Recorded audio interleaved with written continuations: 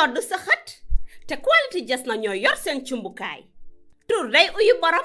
jas na pire soo ko bëggee fii si biir Gambia bi dawal foofu sa quality jas na your number one stop shop ana sama jigéen ñi dama bëgg ngeen jox ma seen nopp garmi yi ndaxte quality jas na amal nañ leen ay til yu toj daala poos abaaya yu yiiw waaye it amal nañ leen ay boreda yu rafet boreda yoo xam ne pour góor ñi la ak pour jigéen ñi amal nañ leen body scrub yi nga xam ne nii dafay defar seen yaram bam nice waaye it fàttewuñ fa diw yi ana sama jeeg yu pare yi quality jas na amal nañ leen fa andi cuuraay yu neex house spray ak bépp xeetu baax pour seen biir néeg dama ne atum ren jii ku sa jëkkër mere ku ne yow la neex ndaxte quality jas na ñëw na si dëkk bi pour defar sëy yi make-up artist yi bàyyi leen gannaaw ñu ngi leen fa amal ay make-up product yu quality waxu leen léegi nii foofu sa Westfield jàkkaarloog monument bi wala nga jokkoo quality jas na si 250 01 24 ak quality jas na taaral sa bopp taaral sa néeg waaye it dëggal sa alaaji aas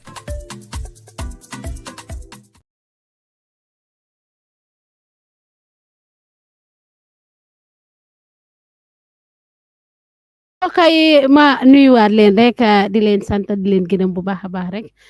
di nuyu képp ki nga xamante ne rek jamono ji yaa ngi ñoo seetaan ci biir réew mi ak ci biti ñu nekk ci diaspora bi fàttewuñ kenn ba Gambie wërngël képp ba jéggi frontière ñu ngi leen di nuyu ñu nga xamante ne ñu ngi ci lali lopitaan ñu ngi leen di ñaanal yàlla fëgg seen bopp yi mais leen wér ak wérle bañ mun a delluwaat seen normal activité si ñi nga xamante ne ñoo nekk ci kaso yi ñaan yàlla fëgg génne leen fa ba duñ defaat lu nu mel bañ leen di delloo foofu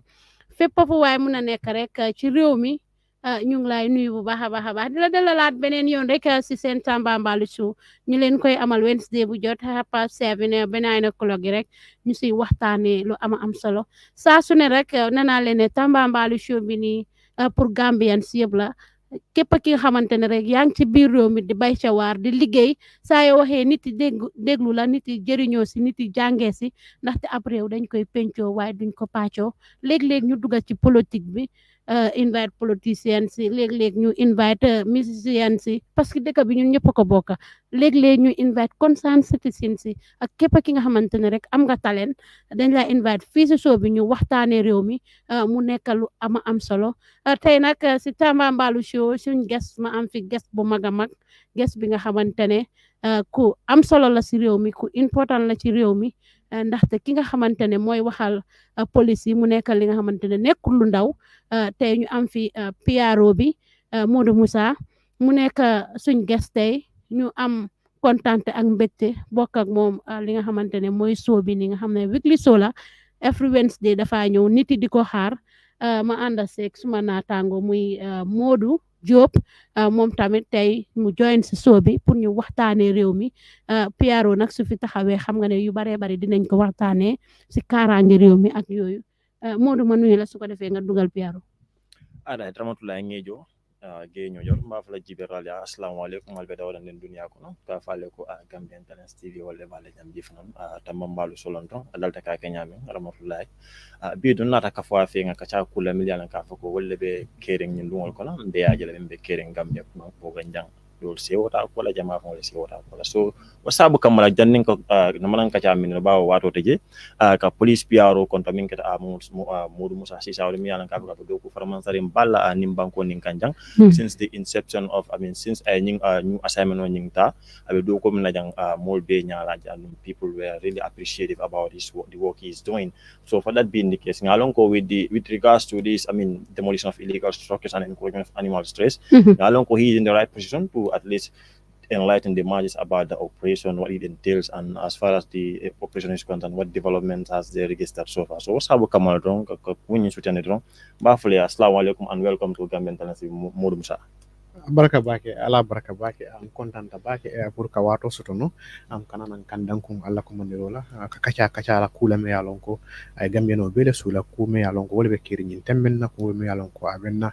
tanko la bundal la ku me yalon ko abenna gambela development la kule mwote woto mo kulti me yalon ko kumata bake ka wato sotono kanana nin gambeno le kacha pour kaytane gambeno la kon dolla lodla munet ni ko gambia police force lodla munet ni ko gambia government la lodla munet surtout ko be kiri nyin temben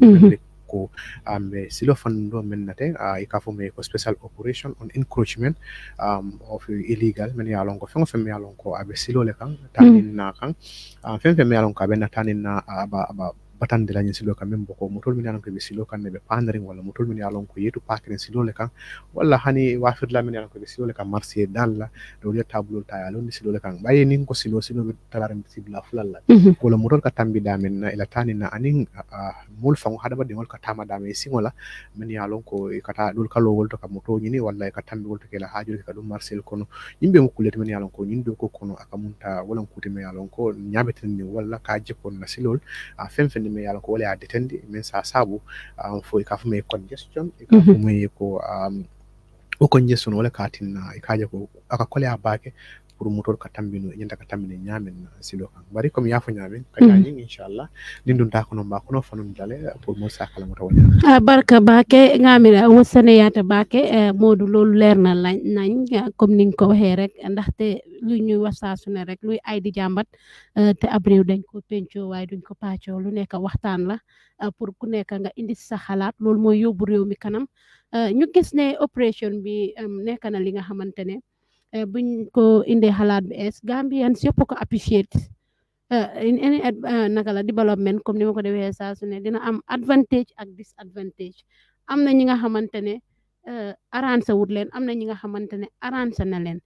naka la opération bi ñëwee PRO ak naka ngeen ko xalaatee ba toog waxtaanee ko ba commencé di def opération bi soo ñu mënee ñëwal foofu tuuti rek. waaw jërëjëf comme noo ko waxee rek lii dafa doon loo xam ne pour dëkk bi naka la moo demee si kanam te suñu ne dëkk bi naka la moo demee si kanam dafa mel ni dafa am stakeholders dafa am nit ñi ñoo xam ne ñoo si taxaw nguur gi si boppam moo ko jiital ni te nguur gi ñoo toog ne gis ne lii dafa doon loo xam ne because ñoom nguur gi ñoo amee lépp loo xam ne dëkk bi naka lañ ko war a govern naka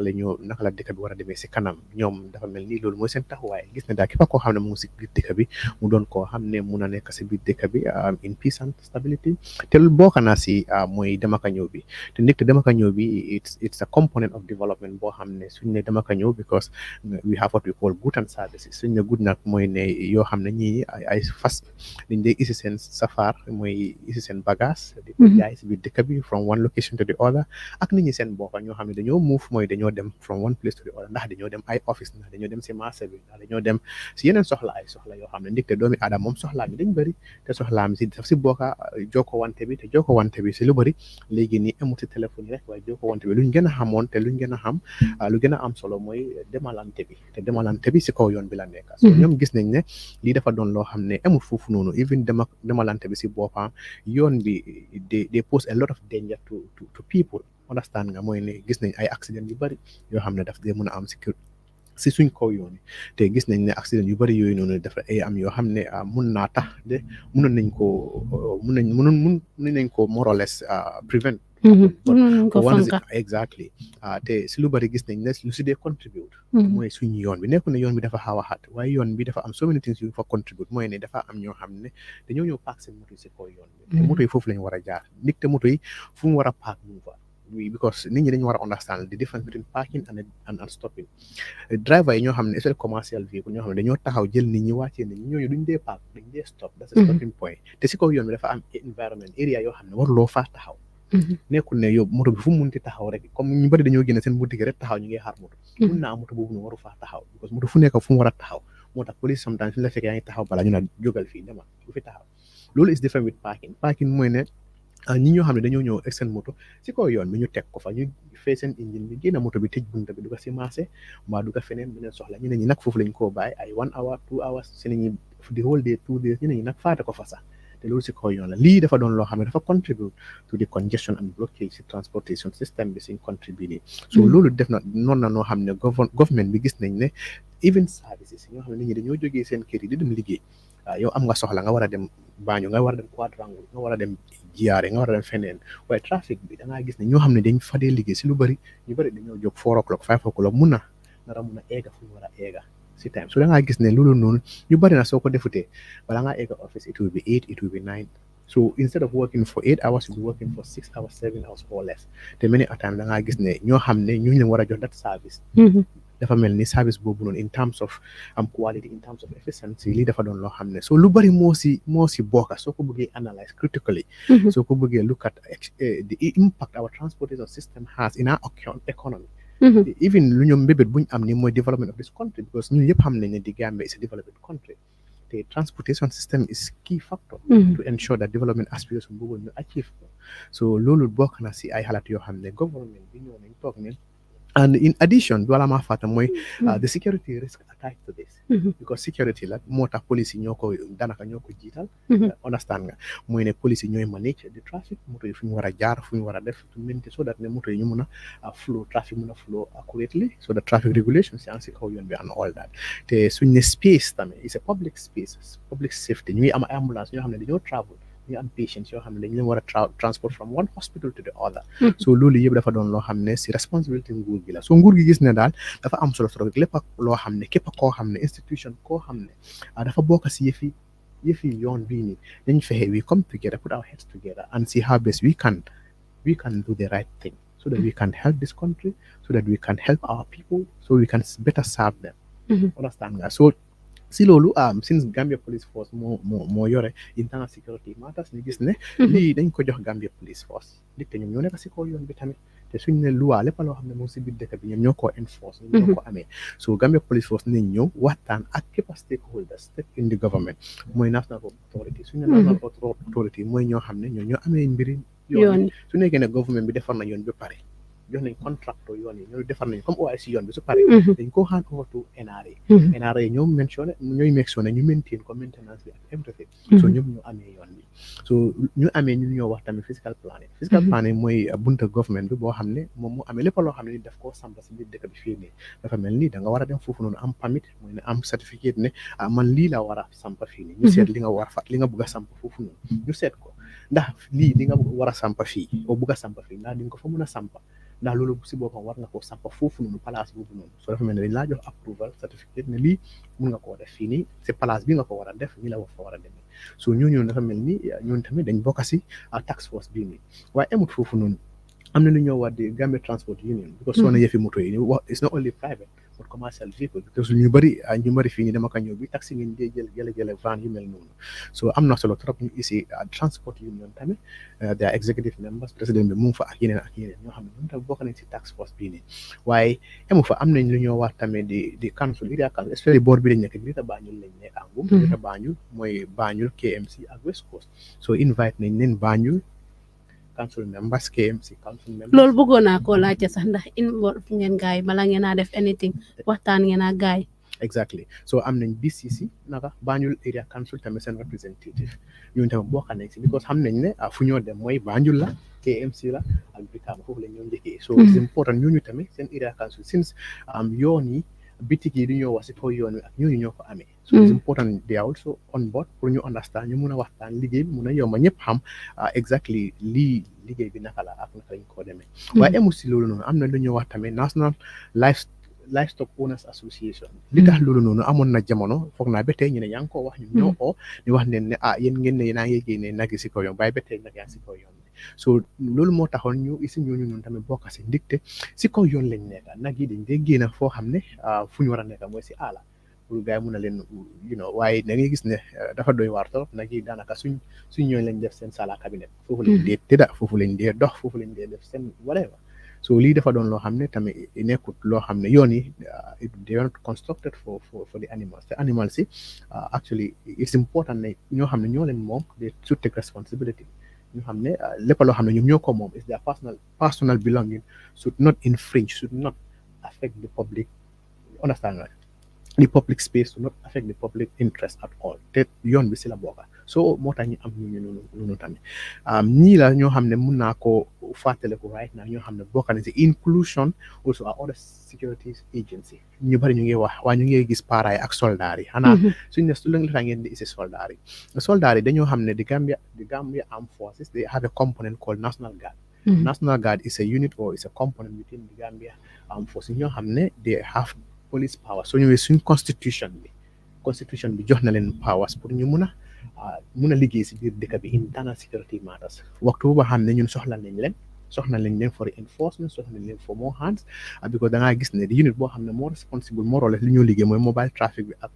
PIU te ñooñu noonu dafa mel ni PIU ñii rek du seen liggéey dafa bëri si biir dëkk bi dafa loo xam ne internal security la ñun ñoo ko amee so ñooñu tamit bokk nañ si loolu moo tax ñi nga gis ay soldats yi ñu bokk si ñun to reinforce what we are doing so in essence composition bi lii la te lii moo nekkoon si gannaawam pour gis ne naka la dëkk bi dëkk lu nekk moom dara problems te we cannot always say ne ok lii mu ngi fi woon nii how many years defu leen lale I think is better late than never. Understand? We all accept ne wow this should have been done earlier but the fact that it is not done that is not the issue. The issue is now that it is happening how can we work together to ensure that ñun yëpp nuñ ko soxle nuñ ko bëggee pour dëkk bi naka la mun a dem kanam mun a dem si kanam ñu jàppalante gis ne lii because lii buñ ko dooree ba tey alhamdulillah Modou ma bàyyi rek nga laajte ko si kàllaamaay soose rek su ko defee ñi nga xamante ne tamit ñu ngi seetaan si soose ba léegi rek di leen wax ne yéen a ngi seetaan Gambian Talents TV si seen Tambambalu show Genjoro tey ñu am fi police PRO bi Modou Musa Sisaho mu nekk lu am solo lu ñuy waxtaane li nga xam ne moo xew si dëkk bi jamono ji walam toñati abaraka bake rahmatullahi bi comme aya ko nyamal nyaba kan nyamen to minka diamo minka kuma police to yala because on sisa but jamal le fanam ba fokan comme of course physical planning they are stakeholder in this operation you understand but jamal fanam men foka wala nyenti ko physical planning fon e do certificate di do la wala nin ko moy do la building wala la structural do bi je wala approve le but then branding operation in not now dol not like a victim or so do you have any encounters like this for physical planning yes tampo di la but yet bilal dol not nan tromboton e not like a victim or wala abaraka bake comme ya fanyame ñi mu tax force de andon tax force ñi na fanala we have different components of the tax force ni na communication area wala sensitization and communication of the tax force responsibility and be menke kan momun to la fanalde wala the PRO and some executive members wol kono ena GRA bo wala kono sorry NRA be wala kono and physical planning fana be wala kono so o kame yitande don ko akumata bake ka pour ya understand ko ñin tax force la responsibility menti wolem ko NRA and physical plan la responsibility menti wolem kaaje ko fengo fe melon ka be road corridor ñina bala wala be slole kan nin ko road corridor wala mano ñin fangote ani mano ñin na la mano kola mo ka tamini damen na anda man dawo fango dam man na bari comme NRA quand même fo dron mano ñin kola mo ka tambida yo ka tambida mo bijele mo ka tambida bi anu dula fana ka tarje mi alon ko e ka jesine pour pipe nawek paypol le banji paypol ba ñimbe mu kulete men yarango so ni ya jibi ba tara ko jama biji ko da tiol fango jama biji en crotale tan woto walla men ka bitiko lo kordal bala fenso bala wol fana ko mun dawo paypol be tambe kan dame e concrete la wol kan kata so membe fula drong ila coction to be specific wolem ko dolla do ko be den men ka be ngada mu tafa bi ndama kala muta okay ndama kala muta ko ngamula dulama anin physical planning na kayto na kaytan mo la ko physical planning ni amit le ya approve ko nyeketen andon alfela ya boyne ma kala mo ma fa ne ma soto bari ma kala mo tan na do ko kono kala da mo ta kana fu bila ha bari membe je don wolem tolla do ko ngame yitandi wolem nin ko be do ko ni fon tala anyanta kata nyame nin ko be alameno ni no mala anyanta kata nyame woto ko da jaman le bo la jam okay ya fami katon e quand même fo wolem ko is from the center of the road silo tiemo kata is 40 meters doing 40 meters. New York of 80 meters. So that's almost 100 meters. Regular destruction. Yeah, for having them. So remember, Kirin don't come in. Kiwala mkomeni ya longo ila fenso danta dame. Ni adre bitiko lo korda kono. Then fenso ni bitiko kanyan tale. But fenso bitiko danta dame saye perango kakang. Unata man siloka ngao perango lo projection. O projection ko lo. Wala mol men yalan ko e tableau le ta ye pempeng. Ye ke fenso bala ka wala bondi. Wala imel yalan ko ne wala ta ye sude ye ke fenso bala. Kana siloka ka wala ya faham la ñillam kuti mel wala nga mol mel di yalon ko garasol le bebul fo dum ite mu taya manon le te bang fo to mu fita garasol te bang garasol be korda ko no bari motor ka pak le fe kana lo silo ka nka hol bele bondi ay dun kono to wala ay dun kono to bari jama in kawle fo ye dun kono fengol dundi kono to bari kajel ko yake nyaawo nya motor ka funtina but mo jama ya fanan ya miracle comme physical planning le mol fail ñing ko be na ne yaje anata because covering on set ñing gayol be building no lokan ye physical planning contact le because mo bukana dorong ye bungolo wo nyama dorong wala ye bitigolo slow kan wo nyama without talking to physical planning abaraka nga bungol menu fango boyndi kabrin aboyta boyro da amata nga bungol menu ma silo menu ma wol be mu bondi mi ko wol lota fen sole kam e man tara korda fanko yana ta amang bummal mam bungo je mi yalan ko bungolem e ni let's say solid compound or solid structure mi yalan ka be silo le kan na nyin kunto ko do nga ma okay comme nga fanya fen so danta dame ni ata ko bun jangolem e bitikol ka ko bitikol ni la extension kana mono kan wolle wutu ni la bank e ka bank gele bank kalo le kala billboard ta lon desilo ka kana ngaw billboard be wutu la tentol ya tentol men bi je ngol fana be wutu bari tentol be lorin je wate la wato men ko covid le be keri mol be ko dum ko kala fi mo je crowd aso yi sirangol bondi bante tentol ke potilo isaje mol ka sika nyobo bari wato jamono tambital musilo kan gol be ka fule ye bondi bari be silo le kan ma ketade so in essence physical planning alte faulta nola in general in this okay because nim ko mba start la ka foko carle mol woto mbele nga ñoo fail because mbele nga ñoo fail jam because if you want to look at that, that's not the way forward. Okay. I think the way forward now is the fact that this has already started. Looking back to Munatna Akita is not important. I don't think it's the way forward. I think the way forward is how best can we put our hands together and see that this operation, which we all believe is a good operation, how do we succeed in this as a nation? And going forward, what are the mechanisms in place to ensure nying kana repeat? Kaje ko mol menu be bondita silo kan ibe mba maintain no nyame kana silo occupy and also other modalities to ensure kaje ko sama sinini blabe di kam molla silo nyin sike silati me yalon ko silo sita men yalon ko asa sabu no nying kana ko men be janning nying operation be start la kankularo la yakele because mo jama ba fala ko comme ñu bari dañ nekk di wax ne ñoom yoguñ li kañ ngeen ko announce ndax def ngeen more sensitization before doing this and da ngeen jóg rek def ko parce que ñu bari xam naa da nga dee seetaan yenn interview yi da nga dégg ñu ne yëguma ko woon yëguma ko dégguma ko dama toog rek gis gaay ñu ñëw do you guys do any sensitization before starting this operation? Ma'am, you are a journalist. You are in the field. We started this. This is almost the fourth week. Winko Dore Belegeli is the fourth week. Winko Kumasi, almost all journalists, all media houses, state media houses, private, everybody. No, wahuma legi balangena start operation bi. Ndax yëgle ngeen ko in advance si radio yi TV, national TV, pour create awareness so that people can be prepared. Yes, definitely. The short answer is definitely. That's the short answer. What I'm trying to say is, later my kumase wax bi fofu non. Even tey si bopam ñu ngi wane yeguñ ko. Tey we are in Brikama today. That telling us yeguñ ko. What I'm trying to get at is, the government different press release. Press release was in September. Bala bobu we had two press releases yoo xam ne dañ leen génne. Press release bobu non suñu ne press release mooy government dafa am yoon ñu communicated and the population. One of those medium is to send a press release to media houses. For xam ne foofu lañ ko announce si local languages in this country and also on their news. Te def nañ loolu man bokk naa si team boo xam ne dem naa around GRTS, QTV, High Africa and other online platforms foo xam ne dem naa man suma booba dem naa foofu noonu pour discuss li waxa the public ne this is happening, this is going to happen and lila entail to discuss the press release. Okay, but let's put in the perspective. Mooy ne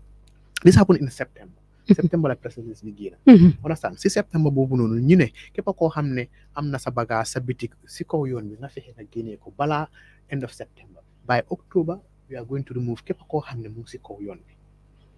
Understand nga lii dafa ànd ak loi ban loi mooy di road traffic, the NRA Act and all that. Quote nañ all the relevant laws yoo xam ne they are going to use. Understand nga so lii moo happen that was the first week of September. I don't remember the exact date, but it's the first week of September it happened. So going up to the mid-September the 12th, in this country, I guess everybody knows what happened in this country in September 12th. Because what happened is our colleague, two police officers were shot. a tragic event took place in this country boo xam ne it have turned the dynamics of this country doon na loo xam ne lépp loo xam ne nit ñi ñëpp a ko méttitlu lépp loo xam ne nit ñi ñu ngi ko doon téye ñu ngi ko doon xalaat ñun ñëpp teg nañ ko boor ñuy seet naka la ñoo fexee ne ko ñoo xam ne ñoo contribute towards ko koo xam ne moom moo def lii pour naka lañ koo téye ñu yóbbu ko si luwa bi so all media houses everybody was now shifted attention to who killed our police officers dëkk bi yëpp du radio du television everybody shifted their attention to that the nation si boppam we all shifted our attention to that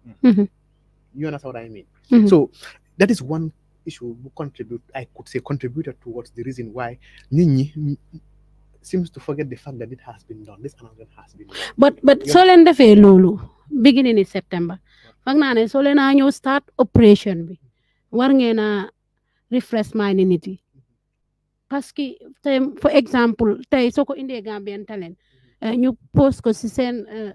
plateforme bi not everybody have access to internet especially suñ yaay yi ak suñ papa yi nga xam ne ñu ngi si marché yi ak ñoonu fi opération bi nekkee di dem ñeneen ñi bari radio lañ dee déglu wala télé lañ dee déglu so su fekkee ne comme defaatu leen loolu ngeen ñëw dégala li xewoon comme niñ ko waxee loolu contribute yóbbu la na xadi te ba tey ñu ngi ñaanal ñooñu te ba tey ñu ngi bëgg a justice mu saaf so that ku nekk nga xam foo féete waaye lii tamit nekk na li nga xamante ne comme ni nga ko waxee liggéey bi rafet na baax na ñun ñëpp appreciate nañ ko but ñu bari comme ni ma la ko waxee woon si njëlbeen rek information bi dafa des comme yëgal bi ak yooyu noonu léegi la si biir opération bi maa ngay gis ne comme bala ngeen a ñëw démolir ak yooyu seen machine bi di ñëw da ngeen dee dem day before ngeen a ñëw ak machine bi ngeen leen wax leen ne dañoo ñëw fii ëllëg génne sa bagage bi nii génne sa bagage bi lele waaye ndax loolu doy na parce que nit yi dañ ko war di déglu every day di ko gis every day. gis nga loolu dafa am solo trop te and I think sometimes it would be really unfair on the task force su nekkee ne ñi ngi wax ne the task force did not do much or enough pour sensitize the populace as to what is happening. I think the task force was able to do what was at their disposal to ensure that the information be egg na fu mu war a egg government bi def nañ seen wala jox nañ ko task force bi am nañ a communication sensitization group boo xam ne ñooñu tamit taxaw nañ si pour ensure ne lii dem na comme li nga nekk di wax exactly balaa we even start the programme balaa ñu ko start si boppam we sent a press release again di suñ police magazine bi all media houses man suma boppam all media houses we created a short clip of video about less than 10 minutes boo xam ne we shared that with all media houses understand nga with GRTS with QTV and everybody pour ñu mën a xam te one of the reason why biñ ko start because operation bi amoon na fi te buñ ko daan starté Brikama mooy ko daan starté waaye fii lañ ko starté Stinkono lu tax loolu noonu just to give people the opportunity pour ñu understand that this is starting luñ doon wax luñ doon the song that we've been singing has started you understand we need to dance to the tune now so we started from there and it took us about 3 days balaa ñu egga Westfield and from the first day all media houses were there the reason for that pour Gambia bi yëpp yëg because news bi nga wax ni yow suñ yaay duñ ko dee déglu suñ uncles and all that they may not have the opportunity to listen to it at the time but many times when they go back home a friend will tell a friend that's what we are capitalizing on because we can't go to every individual duñ mën a dem si képp koo xam ne mu ngi si kaw yoon bi képp koo xam ne mu ngi jaay ñu yëgal leen lii ak lii mooy happen but the reason why we go on radio on TV on newspapers and every opportunity boo xam ne am nañ ko pour sensitize the people is to ensure ne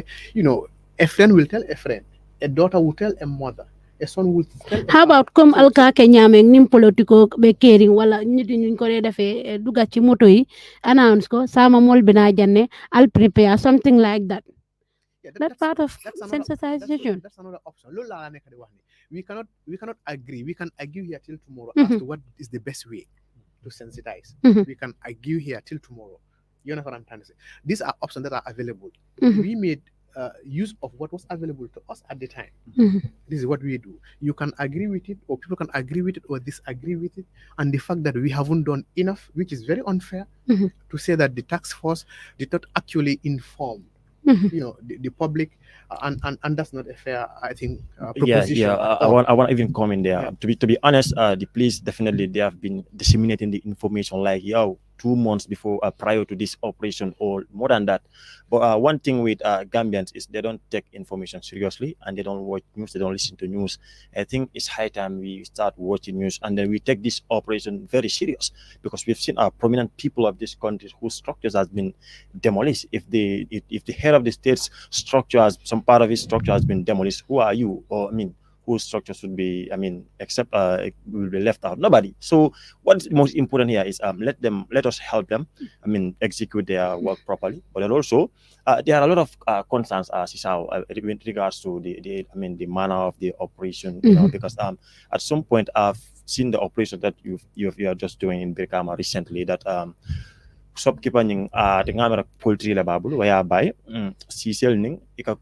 pour kilo nye fenke ay ka courant le need, ya understand. So pour yana na yo travel like ay ko ay move immediately at some point about batandal, although come here for because you people have been lenient coming silo temo F40 so F40 80 meters plus yalla niyo kasaro ke ku jamala be kala bari fana hinante aka ning hadama dia ka manim bala faal jitanan duma ko nyin ka gena soni ande memo ko structural mil yalla ka fuye project wolo le bala albe wol damal le bon la nyin kantin wol nyin table no mil ka trasirin sila dal. We understand all those things, but still banku dingol fana be kumbo kam min ka fa project ko dol yola business dol je ne wol bondi instant o kasarolti. So what are your reactions to that? To be specific, what I mean to my family. Birkama. Good. And I think that is important to note. It's very important. And in fact, Yeah. we've seen you people in the market, and then market it wole mol brought be out jahal a lot of altata market questions inside lingering the on the market. lips of West Coastians. I don't know what will happen there. Let's address the first one. Mhm. The first one is in Brikama. I think Brikama is the issue, to be Most honest. definitely. And I know we are not surprised, because Brikama is a busy environment, and Brikama is a big environment too, and it's a business center of that sub-region, of that area. To your first concern is that yes, I mean, we started KMC, we started Sting Corner, we were in Brikama almost the third week. We are in Brikama. So these people knew we were coming. Okay. You understand? Okay. The person who has a poultry or whatsoever knew we were coming. And that person knew Abedaming is not where he's supposed to be. I have not seen this person, but the reason why Bondi can dawada is very clear. Wolem ko ibe silole kan wala Abedaming yanko is a public space. Public space ita tante wote. You understand? Ita ta damen di mobe denta damen na ite yota ya na fene yake ite ikunkile na fate. Sani atara jamala na fana ta wati men. Beta bon la jele ko, because you're not a private. Yes, right. Yeah. You know, this is what is happening. So I don't think it's an excuse, or it's excuse enough to say, okay, because you know, you cannot just come now you want me to move, when this has been made very clear 2 weeks ago until the third week. Wow. So I mean, there are a lot of issues, but we actually have to understand that blame back, because we have to understand that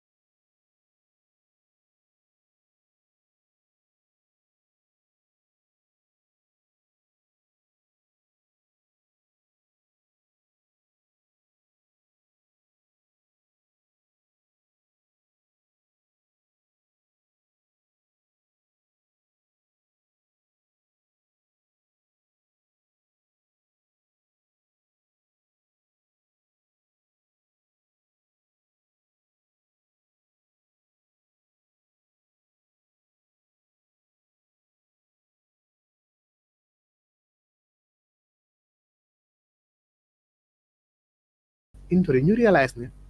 nga ñëw Stingcon nga ñëw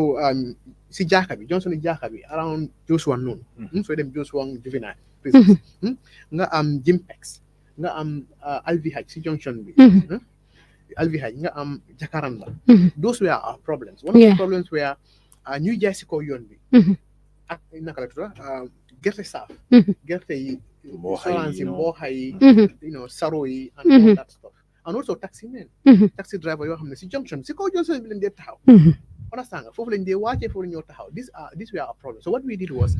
dañ leen move from the main junction the main road 25 meters off the main road because junction la da nga gis moto buy ñëw dafa clair benn moto suy génn boppam da nga xam ne moto mu ngi ñëw nga slow down oo nga ala kooku mu dem bu da nga gis taxi dañ demoon ba cover soo jógee Banjul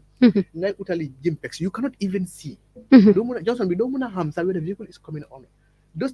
place has been a prone accident area li tax loolu noonu because the environment was so congested ay taxi driver ay jaaykat yi puus yii nii you don't even understand what is happening especially Westfield bu noonu exactly so what we started doing is that ñoo xam ne dañoo war nañu génn so demee Jimpex jaaykat yooyu noonu ak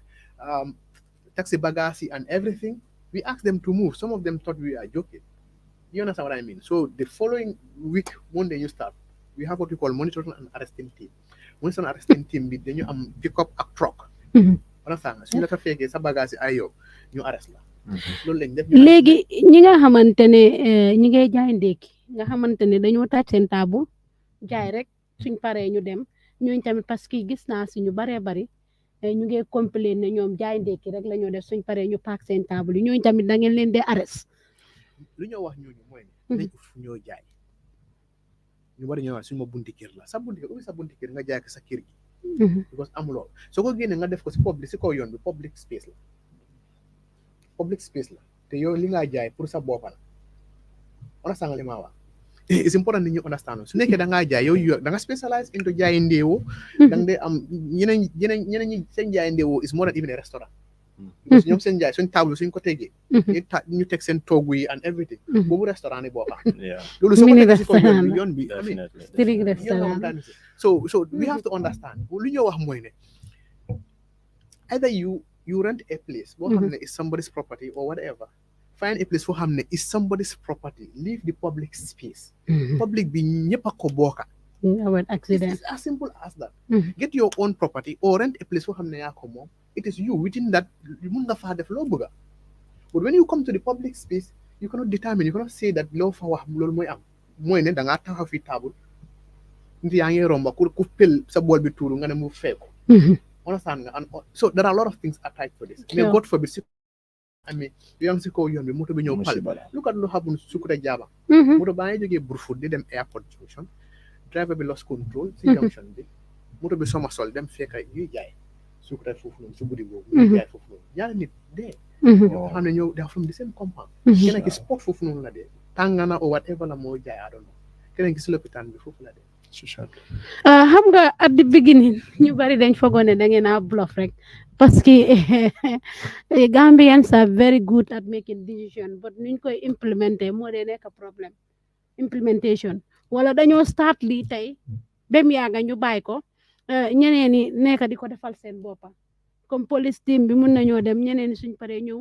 di la wane mun ngaa jaay ëllëg parce que gis nañ fi bi xam naa ne bi nekk na bi nga xamante ne opération bi mag la waaye one time ay KMC ay yi nii dañ dee aaye nit yi si foofu suñ paree ñu gisaat di seen jaaykat ñu demaat foofu noonu so moo tax ñu baree bari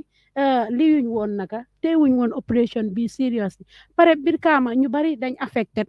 ba dem na ba nga xamante ne sax ki nga xamante ne mooy seen chairman bi wax na ne dina jël legal actions si opération bi nii yow loolu lan nga ñu see wax déedéet kooku si lu mu wax moom am nga comme we are all Gambians and we are in a democratic space even yow mi saba mun ngaa taxaw nga wax ne man gaay lii ma def ni ak lii laay def we don't have any issue with that everybody is entitled to anyone is entitled to that freedom of expression and whatsoever I will not react to that understand nga ñun lu ma wax rek mooy ne dañu sas dañu jox liggéey boo xam ne loolu lañ ko war a def te ñu ngi def suñ lépp loo xam ne am nañ ko si doole pour gis ne daal liggéey boobu noonu ñu mutal ko ñu mu war a demee dañ ko def foofu noonu ndax Brikama la ndax feneen na ak feneen dinañ ko def foofu noonu loo xam ne loolu lañ war a def waaw loolu am na solo bu baax a baax comme no ko way is entitled to his opinion whatever but then operation bi nu nga ko gisee Brikama and other places is kind of different because soo gisee garage yi biir garage bi definitely moto yi foofu leen war a nekk daal pour ep client yi waaye da ngaa gis ne driver yi tamit ñëpp dundee mën a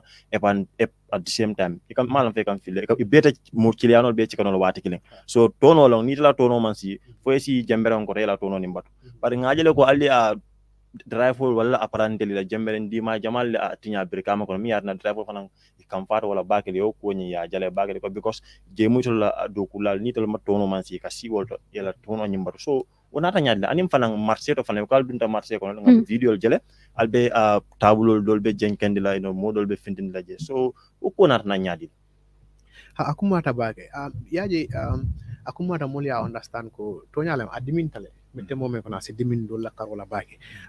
ni e marché jube ni e garaso jube nga folo wala ni me Brikama no bage men kata Brikama bage e baje la ko num to kasulbe dame mun ka fayne kastul essentiel robe la so what happened is nundo jama mutol ka dawol te mol jin so kastul bang so kastul mutol ka dawol te ton mol big yana so ka je munta ni frade ji saka wularo ko dum garaso ni mu kana fan traffic ko ka block le kabrin joko le traffic ko block le kabrin joko fu ko mutol be ñono mu ne o sawo because kastul jele kake mutol e gari mutol ka ton jele ka mol pick ka mol drop you understand so garaso men fon be jato be kono to o hakke ni kata piran ne ni kata burufut le kata bondole you understand wala kake pro wala mun butan nan soma ma fa so ikaje ko garaso in fon la doko men diya dala men kamma akamunta fanna do la wona sikale mu ne o sabo ngajele ko ani kunum be yele ngajele ko garaso fon la fenso garaso la fenso ni wafir la lu marché to butan nan yele fo dum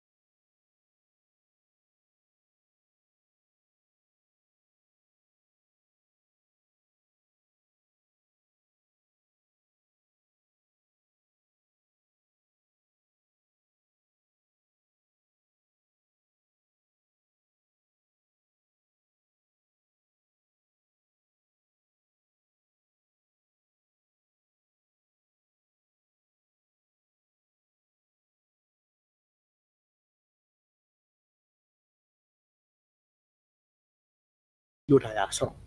ambulance o nakata ani sakona ni moto kanade I even learned that there is one mortuary there. Me yalon ko sign mol buka use fam paski mol lebe naka sirin bunda dar. Brikama je. ñille kata kudi men ko bunda wosilol ngol be sinal le fasina na be wutul fasina so dol bi je nak imam so because quand même fo mole wala ko ñim muy la bagasol ila tableau wala la ne wala men ki la bagasol bondi ila tableau ta bondi je amabo wallahi lo ni dinkira kendo so sa sambaje ni mo ke nin tol ba bon la nin tol be ma ko la ka bon askuna ti nyamul bu kan dol ni mo singol lebina jorongol lebina nga fix sabala saba nga wutu yano sa wina tinyaro kala dol bije ya nguta me sangaro la dol bije be sobe bare meme fula mo don sama somanda sama ngamuru bi kama ko rek Sate ba. ngamuru bi kama ko anu sama nin bulldozer kana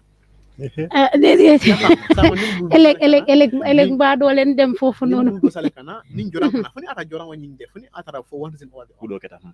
bari membe plano to wolem ko nim bulldozer kana nin joram kana men yalon ko say wolbe boyro le kala ngamul ko man le la fengol bonde ma sonna bon kon ñu watin kono be alman boyro ke birkama bi nim masingole tada parce que mo yalon ko ne kata ne kata la ka siti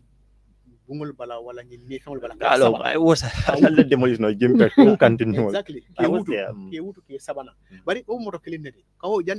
kantin sika jalle bodulla Wole pa kan. ya faham so mo ko so say men kana nim bulldozer kana bulldozer o ke nyati ngala dro ani wa nyati ngo ya wutu aska ya fay to ko kono san fula mole mo monde melon ko ila kantin go be je kama ila kantin go dingiro da melon ko koy boje be dan borom doole xamul ndànk be dan la ala kamma kana mulla ko mo danko ko hambe kala ten sayten kana ki jante mo man ke kuti mi yalon ko nyim operation bi ta kan nyami nyim operation fen mi yalon ko nyon tang la nyim banko ka ka nyim operation bi nyim operation wala be gambia da dala tele ba tinyala ka to na tinyata don mi murla ko kilo la gambia non le fang murta jan ka ko gambia government be tenne gambia police be tenne operation ni ya damute bu kala be ko do damuta be bu kala ban tenninte andu nyim operation wa be la ban Inshallah. ka do operation atele be gambia da dala atele ba tinyala fanna la me yalon ko wolam na transportation system ñing opération o ndax dafa am ci Greater Banjul area bi rek wala dafa dem nationwide Slotat la mangu. waaw operation bi nationwide operation Mhm. waaye dafa mel ni suñu ne Gambia tey densely populated area Mhm. mooy di Greater Banjul area Mhm. mooy di Brikama region KM West Coast KM and Banjul Mhm. in terms of business in terms of population Mhm. understand te foog naa ne foofu la gën a affect Mhm. than other areas dafa am regions yoo xam ne yes like let's say Farafenni Bansang Soma yes Soma we may Mhm. have some of those things waaye da ngaa gis ne boobu it will not even run more than 2 kilometers Mhm. understand so basically you wouldn't be able to have this but that doesn't mean that we are not going there the plan is nationwide Mhm. waaye loolu taxut the inspector general of police Abdoulaye Sanyang gis na ne si njiitalam ne am na solo trop mu communicate with regional commands Mhm. regional because region bu nekk am na police yu fa nekk am na fa ay security yooyu noonu commencé nañ ko sax mooy Bara Kerewan region seen commissioner Ansumana Kinte commencé na ak tiimam bi foofu noonu di génne ñoo xam ne ñoom gis nañ ne lii si kaw yoon la nekk ñu génne ñu loolu taxut ne ñu tax force bi dafa dem foofu noonu te Banjul tamit di seen Baara moom spécialiste ci garage bi moom foofu war ngeen koo xool parce que bëgguma tudda benn compagnie sax foofu noonu di ko may advert si bunti garage bi tap la ko area council jox mu sampa fa gis naa ñu génnee som démb rek laa jàlla gis naa ñu génnee som nii rek waaye meen lu nga xamante ne moom lañ war a génnee meen ting bi boobu génnewuñ ko mu ngi fa ba pare loolu dafa xatal garage bi pare si biir garage bi noonu am na places yu bari yu nga xamante ne suñ ko génnee garage bi dina yaatu ba pare leneen li ma waroon a la bëgga la laajte opération bi ndaxte soo leen génnee place yu bari gis nañ ne génnee nañ ko after ñan ñoo ko ñëw clean parce que nit na ñu clean ko ñu organise place bi su fekkee na da nga génnee mbaar bi rek nga bàyyi ko noonu wala leen ba pare ñeneen yi ñu ngi wane tamit su fekkee opération bi demoon na ba di am soo génnee nit place bi danga ko war a jox beneen option bi nga xamante ne boobu ndax loolu tamit yéen a ngi ko put into plans si seen opération bi ni ñaari question nga laaj Wow. so remind me if I forget ok no problem the first one is Fatenas first one bi maa la doon laajte ma ne la ne seen opération bi nii ndax am na yi ngeen a génnee okay cleaning beeg okay. yooyu noonu The first part ñan is ñoo cleaning. responsible pour loolu Saturday bu passé bii nii the Mhm. Gambia Police Force oote nañ seen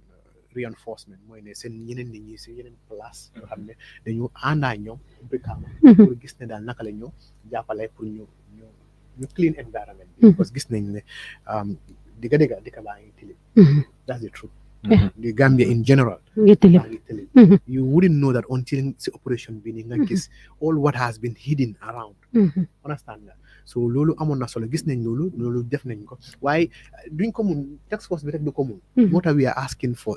Cooperation. everybody képp Cooperation. koo xam ne Gambian la what you can do yow li nga mun nga def loolu noonu because when we put our hands together ñu understand ne lu ñoo def nii is for national development and the national development everybody has a quota everybody even su nekkee xale bu ndaw la even nekkee students la yaa ngi si kaw yoon nga jël mbuus nga génnee ko pono yaa ngi si kaw yoon 20 litre bidon yii nii because 20 litre bidon yaa ngi fees de li tax loolu suuf lañ fa dee def ñu am fa seen palansoor for them palansoor dëkk bi is odd to be honest. you understand and all of these things equally also require resources because moto la foo xam ne da nga koo fuel te nit ñi la tamit pour génne loolu noonu sànni leen te we need to feed them government is feeding ñuy feed képp koo xam ne ñoo fa nekk te ñu ngi isi resources for vehicles fueling and everything all the logistics so lii dafa doon loo xam ne government is trying so it's also important as stakeholders and the biggest stakeholder in this is the public ñun ñëpp la kenn bu mu xeeb dara even yow mi yaa ngi si kaw yoon bi yaa ngi dem you can pick whatever you can you can contribute whatever you can towards the development of this country gis na suñu dëkk bi mu set emul setaay bi rek setaay bi is very important component of our health understand nga it's very important for our health da nga gis ne jamono bii ni léegi the environment is very open air baa ngee dem so lépp loo xam ne mu ngi foofu noonu tilim air bi daf koo yóbbaale fan la ko yóbbaale si biir nit ñi si këri nit ñi la surtout si time winter la ñoo dugg si so nit ñi lu ñoo inhale and all that so it's important so what we are doing I think we are aware of that and I think also I will call on the area council xam naa loolu moo tax ñu am we have them together so that we are working with them pour ñu xam ne equally lu ñoo def lii yëpp parce que xam nañ am nañ mbalit project fii nii KMC te xam naa the same thing Yankuba ak teamami they are doing a wonderful job Senior project ñu do a very wonderful work weekly dama ko dee gis moom si booba mu ngi koo def te xam naa ne am nañ plans to ensure ne all those areas are clean waaye loolu taxul ñun tamit as a task force we will continue to do what we can beneen bi maa ngi la doon laajte ma ne la soo génnee nit to relocate ndax loolu boole woon ngeen ko seen plan si at the beginning bu ngeen a make decision bi ak yooyu noonu pour ñeneen di foole naa utal waxuma ñi nga xam ne dañ tabax proposé si kaw yoon bi ñu tabax fa tey lu waxuma ñooñ comme ñu nekk ci marché yeeg yeneen place yi nga xamat foofu lañ doon jaayee waxal ñun génnee ñu rek nekk si yombal bunti marché kon because ñun génnee yooyu lañ believe le are in places where war lañ faa nekk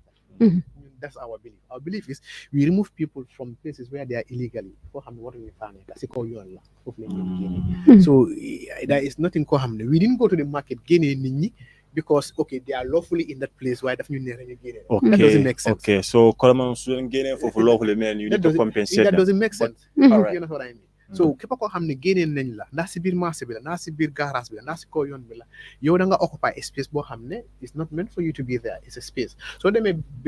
I was surprised today Brikama si marché bi soo jegee boori Soma noonu on the whole that has a gate ngeen ko gis you would see biñ génnee kanting yooyu noonu yuñ welding chaos yooyu noonu yuñ weld noonu si ngeen gis bunta bi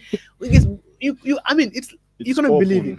You cannot believe it. You cannot believe your eyes. Luñ war a understand tamit mooy ne dëgg la. non li yaatal na dëkk bi nag. dëgg la the issue is let's understand marché bi dañ ko tabax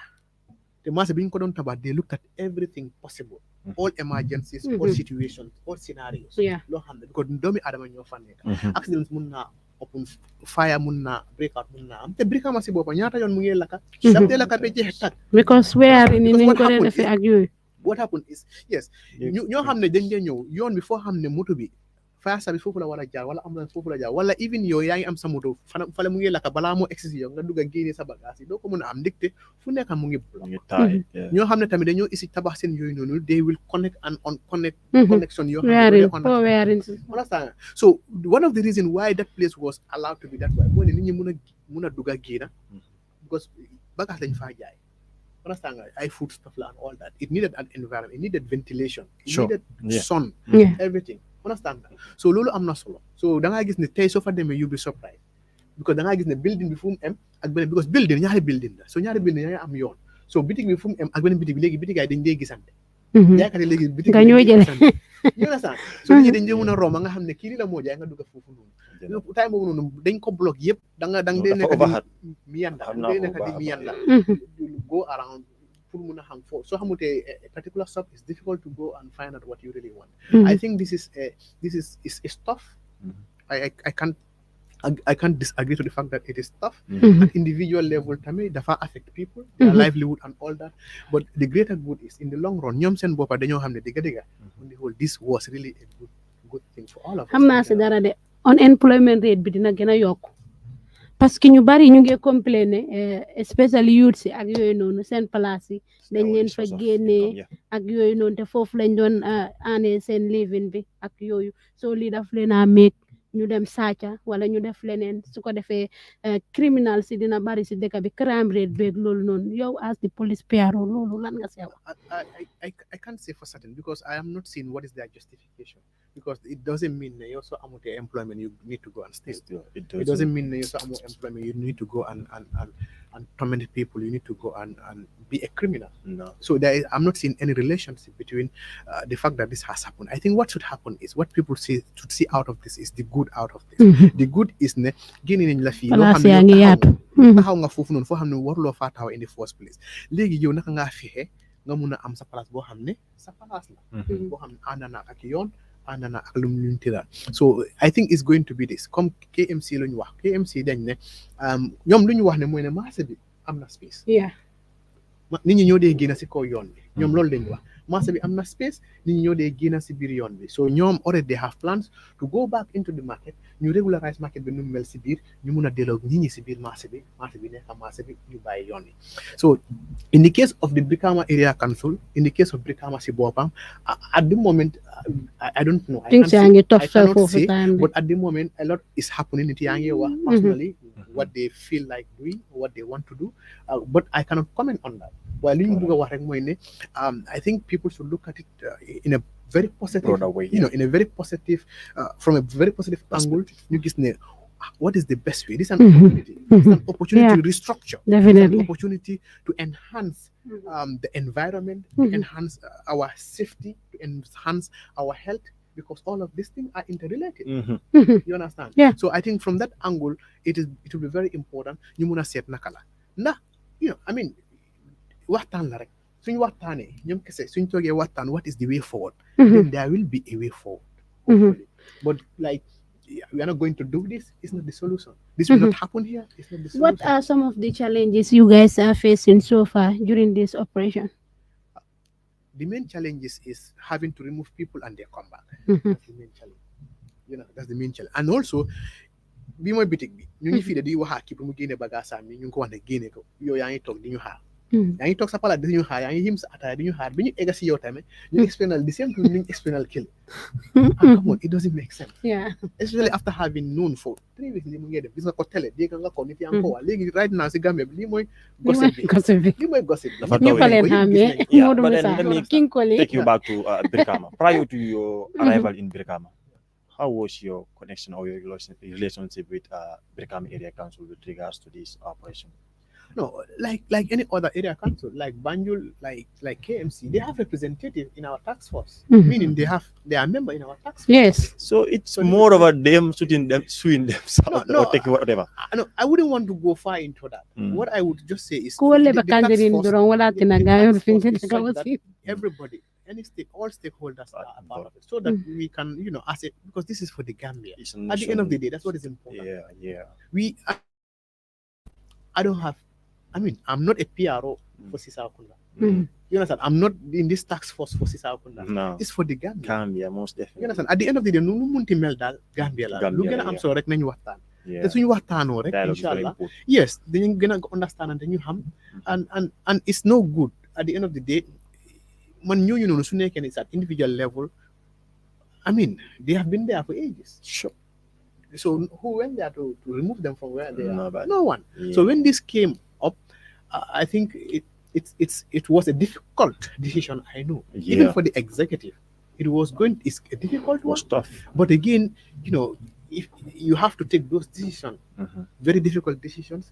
for people to actually realize and also understand, and at the end of the day, and even reap out the benefit of that. Like what people are saying today. Look at our traffic today. I can tell you, mass number of people really appreciated this operation. But ñu bari ñu ngi laajte tamit ñu ne ana these high rankers ñi nga xamante ne including the president ñu nga xamante ne ñoo make decision bi nii lu tax nekkuñ di génn di wax ñoom tamit especially the president pour mu wax ak nation bi wax leen ne lii pour yokkute réew mi la ndaxte opération bi to be honest baax na de parce que fu mel ni Serekunda boori Halifa Sallah ci lopitaan bi foofu nu meloon dama ko dee wax every day ci suma radio show bi loolu du ma si mun a sori because lu tax gars yi génn nañ daal di wax ak nation loolu du ma si mun a nit sori yi mën a understand xam naa maybe soo leen amee the government spokesperson ne la mun a leeral faana boobu noonu waaye as far as we are concerned the task force we are doing everything possible because task force bi dafa am a sensitization and communication component mooy ñun PRO bi is leading I'm leading that component moo tax yéen maa ngi si plateforme bi maa ngi wax si radio yi maa ngi wax fu nekk and you are doing a great job and I'm trying my best to ensure ne lépp loo xam ne ñu ngi ko def te loolu laa dee wax nii lépp loo xam ne ñu ngi ko def si task force bi nii this task force is one of the best task force that I have ever worked with. The reason being is the caliber of people, stakeholders. Then you get try as much as possible, in as much as we are not perfect, because we can never be perfect. In as much as we are not perfect, we are trying to do as much as possible to go by the laws of this land. And so on, we don't personalize this. This liggéey bi lu mu wax rek foofu la ñu em. At the end of the day, it's the Gambia, and it's for the Gambian people. Basically, this is the issue. So reports has it that within yourself or maybe within the Gambia police force, somebody collected money from some people. I mean, telling them, look, when this demolition team arrives here, you wouldn't be a victim, and then he took some chunk of money from that individual. You heard about that information? I think it's that's not appropriate. That's not correct. Okay. The Gambia Police Force has arrested someone yesterday, day before yesterday in the evening. In the name of one Alkali, Dukure, something like that. Who was or who is an ex custom officer. Okay, and been arrested by the PIU in connection to something related to what you are saying. Yes, that okay. Comme kuma ko funda ka je ko mol lebe jamani yalon ko e ka totalale kai I fang fo ko ntemo karle ti wala nin kar nyale do ko la bare ne nyin ko do nanga mo dinna itela piti ko ita mala wala wasifale yalon momon ni ko kuna be kirim don ko do la ka dunje molka silo sotole you know molka silo yalon badi bun ko molka silo sotole pour be ko do sot la nyami so nyim ko dem yalon ko na gambenol be si hakilo to ni operation ko no moti je men si operation ni stop no tambi taw kunnale ka don president ko fangola dula ngaw boyle fa mal mi la dula be Gambia ko no mi yalon ko wala sem mol ka fa alga excuse ta wala don president la dula ngaw boyle nga keten ko damante ifo la bodo boyle president la dula ngaw boyle ni si president ko tala ata biti ko ngaw boy bi wan to je ko tek ya famle so wala kumara so ni mo kanete ya ka fo ko ha ne ko do dinna iko because investigation will be carry but remember larin wala ko iko aya mari charge le foi kachata ba wuli tallo so 525 for the other it's rumor, it's not yet this is what I'm saying wala allegation but investigation will carry to ascertain that but même to nyati wala ko nying even ketale mo na tale kay tandiro ke ko ha te mu karlet ha ndas nyin kenole fodum mo le na tata kambang fotel tata mol kambang but men keta wala ko dilo le lata dilo me yalon ko ay tandiro ke ko atisi kato kenole kaje ko karla biti ko do mala wala karla biti ko ten so memem fula mole do mo si hakilo to woto ni atrete bo kenola aman jare ka ko nyin ka mo islam fa ke mo klinel bon na men kala muta follow yalon gogu rek am na ñu nga xamé ñu jël advantage yi ni daf day xew so any operation amé concerning the police wala li yaga na fa xew comme immigration wala li am ñi nga xamné dañoo dox ci ron di dem na la jox ma lele waye comme niko police PRO bi doon waxee ci soose rek leer na nañ ku ñëw ci yow di la wax ne jox ma xaalis pour ma dimbale la ba ñi duñ la laal ci démolis bi loolu am nga ci ding ci am naka ding ci am problème yow sax mën nga ci am problème ndax te soo ñëwee soo joxee da nga perte sa xaalis lii loolu ñu am kontante ak mbégte am fi police PRO bi dinañ la bàyyi nga tàggatoo what is gonna be your advice PRO mu tàggatoo dafa war a answer lii because this question has been lingering on the lips of most Gambians. All right. ñu ngi wax ne it's because of American embassy moo tax bu ñu àggee wow traffic light bi gars yi jëluñ ko foofu noonu because those structures in front of the American embassy ñu ne xanaa yoonu would there be an exception to this operation American embassy waaw ñu bari ñu ko laajte yoni traffic light mo na moy Karaba Avenue exactly duga ngoy Karaba Avenue ñepp nga laajte na do leen laal American probably embassy maybe loolu tax ngeen jëlaat ngeen jomagum foofu dem saate ba is that the case anyway I don't for as far as the tax force is concerned this is not has not even been discussed we don't even know where we are going next the issue was we should have even started with start here back the time and so forth. Understand? That was the initial plan. But come ni here so that people can be aware. So more time you started steam corner. Balanyo Ega Westfield Nini the New That was smart. And what is important also the main highway. Calabar Avenue is one of the main highways. Definitely. Use. And one thing also we need to also understand more whether American embassy or any other embassies, we should also understand it. International, relations and whatsoever. Embassy, if we is considered like the American embassy is considered as America. You understand what I mean? The environment in which they are located is considered as America. U.S. embassy, British embassy, Funyaka is Mota, Adama Barrow, President Adama Barrow, His Excellency, Bumdon, the Father Montaka, Sun embassy before Fofula Jelon, the power of Mantos. So that place is considered as the Gambia. Yeah. You understand what I mean? But Nisune Kenyom, they have in their structure, Law Hamel, encroach. American embassy, Lulu, no, the authorities are aware. The tax force be equally aware. Loo xam ne jéego yoo xam ne loolu lañu war a def pour ñu génnee ko foofu noonu dañ jël loolu noonu. Understand nga waaw te loolu is not only American embassy, it's any other embassy and any other institution koo xam ne mu ngi si kaw yoon. So in short, President Mr. Lamanguru, I'll be so but people are betting whether they will touch this American embassy. They will touch it. If Barrow's house or office, whatever, demolition. American embassy, you know Tamala. Anyway, we appreciate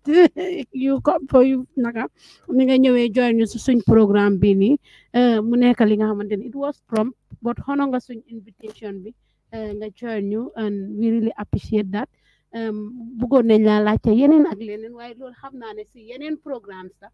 parce que bi purpose li dañ ko def pour demolish bi parce que yaa ngi bokkat si team bi yéen a ngi dem depuis bu mu commencé ba léegi yéen a ngi def a great job media bi tamit contribute nañ ci a lot parce que ñu ngi create awareness fu mu nekk nii kenn du mun a wax ne yëgut ko xanaa ki nga xamante ne daf la neex rek wala nga bëgg a saytaane but li ma bëgg a wax rek mooy lii développement la gis nañ yokkute yu andi si réew mi man dama demoon Sénégal opération bi bala moo commencé bu ma ñëwee dama réer parce que place yu bari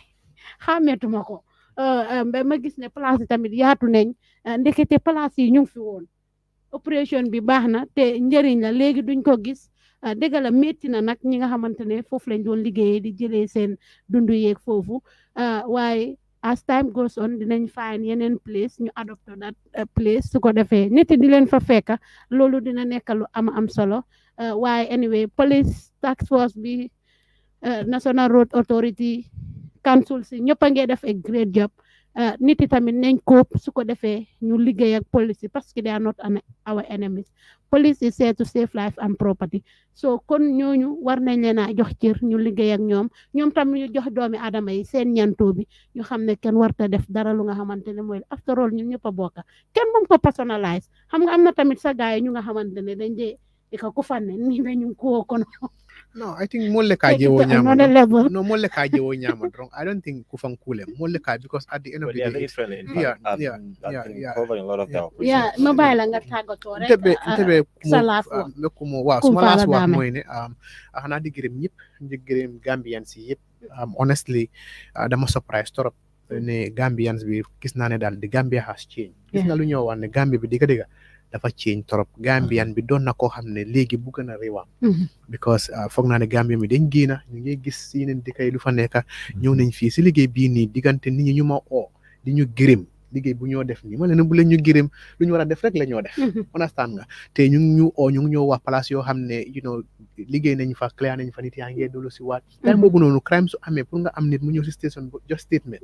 daf dee difficult trop waaye léegi nit yaa ngi oote lii moo fi xew lii ak lii moo ñëw nar a xew so loolu mu wone rek mooy ne nit ñi dañ bugga seen réew te xam naa ne dañ bugga pour réew bi mun a dem si kanam te ñu ngi ñoo jàppale ak képp koo xam ne tamit am na business si kaw yoon bi nañu jàppale rek gis ne liggéey bi pour ñëpp la su ko gisee noonu rek da ngaa gis ne suñu liggéey bi dina xaw a yomba ak ñun maa ngi gërëm tamit di media especially Gambia Talent TV because naa ñu toppa since the beginning so moo taxoon bi nga oote rek amuloo any option but just to say no problem gërëmal ma suma team bi yëpp ñoom Nabiya Fatou Diouf Modou Aïssatou Koli Suso ak Bakary nuyu naa ñëpp ñëpp ñu ngi leen a gërëm bu baax a waaw baax yaa duy ne great job Adam ñu ngi ko sant di ko gërëm moom mu nekk ci caméra bi ak Sañang ñiy def technique bi ñoom tamit su nekkutoon ak ñoom duñ am image bu leer wala audio bu leer kon ñoom kenn du ñoom ci ñoo nekk behind the cameras ak yooyu Modou ma bàyyi la nga tàggatoo ñu emal ko fii ba beneen yoon ci Tambambalu show every Wednesday Gaye Njoro di leen ko indil 7 ba 9 o'clock bi si guddi jërë ngeen jëf wala mtu nyati rahmatullahi abaraka bake be police piaro kontona mbatintula mbajela fala na kama as you can see definitely it was prompt but now operational wa nyamen ro anat na jang amam futa so fon ko no just because of banku do ko lan kana ka mol ko no dia as to operational be fanna jumal na mimbe kedi ante be ko mum fala agambino le wala nyenti ko ñul mun ko to malletin do mallon dingol long mba dingol long na onkul so long so let's just endeavor no do ko ning sonandi bul pour gambia la nyaato talon ina na man si police o jela so ga na rabe la be tinya kambar wati kle ni je be operational mi yalan ka fa ko pour gambia la sinen samolo al ngay ma ko ngam buta fe because atol mim fanka balang bibi sama ning gambia nyaato le kasi ho boy gambia fele batring akala mula so abe nyamale success don't come overnight so long term plan so long so let's just endeavor ni mim mo jibe kay la structure nyimbe sila dala please bondi je because ñul ning jorang mil kana bul dosal la ñul te jorang garaw ni ba ñul mam frontière lo so ning man sala bu ala office si mamandi no mamira mo tabe to la jede so wasabu kamala dron ka fale ala baraka bage ala jiber ko Modou sama afo brika man ko le yo sate ba yalum sate ba estila mo la fede bundo sana sama de ñu no bu ka fe ala mo de ande ala baraka bage la min jol wal janu Sisaho kita mo tim yalan ka fa ko he is very committed tuma ya command he always answer the call of the media so wasabu kamala ma fule baraka bage you keep doing what you do and ala timo molu ala baraka bage general boja sa konto nya bage ya ba Apacheke Nyacho Alam Jen